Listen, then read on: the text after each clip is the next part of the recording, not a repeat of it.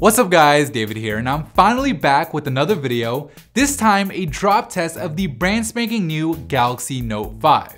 Now, if you've been a subscriber of the channel for long enough, you know that we don't do your typical drop test here at PhoneBuff, and instead, we do things PhoneBuff style, where with the help of a professional drop test machine, we give you the most accurate and consistent drop tests on YouTube, so that way you can take the results from this drop test video and compare them to the results of a previous drop test video that we have on the channel to truly get an apples to apple or Samsung to Apple comparison to get a feel for how durable and how tough a phone is relative to another, because at the end of the day, that's all that really matters. Every phone is eventually gonna break, every phone is eventually gonna crack, but what we wanna see is how long it takes to get to that point and how well one phone does in the same exact test compared to another to truly figure out which one is more durable. With that said, let's go ahead and get right into it.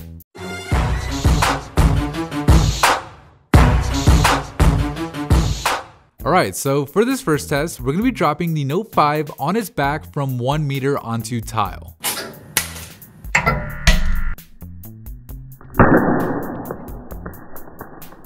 Ooh, and just like the S6, the Note 5's back cracked from that first drop. It actually did worse than the S6 did, with the cracks on the Note 5 spiderwebbing a lot more throughout the back panel, but it is worth mentioning that these cracks aren't on the very top layer of glass, so you can still technically run your finger across it without really risking it cutting you at this point. Next, we're dropping the Note 5 on its side from the same height.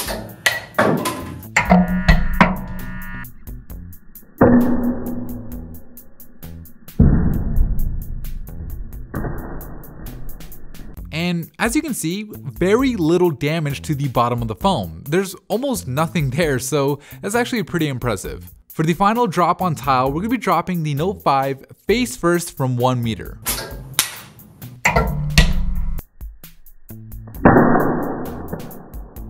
And it still works. The glass is definitely cracked, mostly along the left side of the phone with some spiderwebbing going across to the right, but the phone still does function with no real damage to the display itself.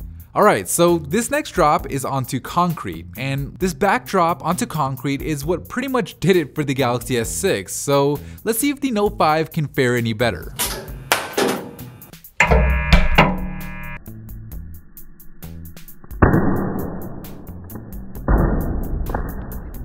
Okay, so the back glass is now completely shattered, as you'd kind of expect, and it's so bad that even the camera's glass is cracked, but the phone still works, which you couldn't really say about the S6 at this point.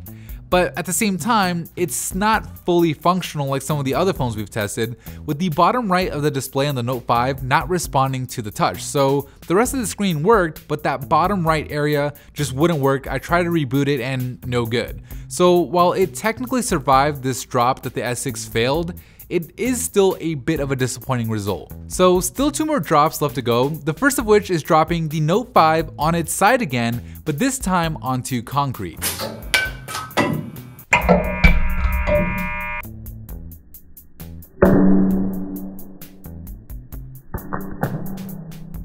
So while the front and the back of the Note 5 are covered in glass, which makes it a little bit more fragile, the side of the phone with that metal band seems to be among the sturdiest that we've tested, with very little additional damage from that concrete side drop.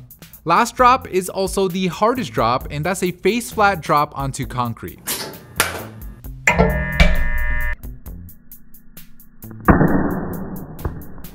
Okay, so the glass is way more shattered than before, and the display now has visible damage with a vertical streak on the right side, which interestingly is where the screen wasn't working earlier. So in the end, the Note 5 does better than the Galaxy S6 in this drop test, but still not as good as some of the other phones that we've tested. So if you plan on picking one of these guys up, be careful or get a case.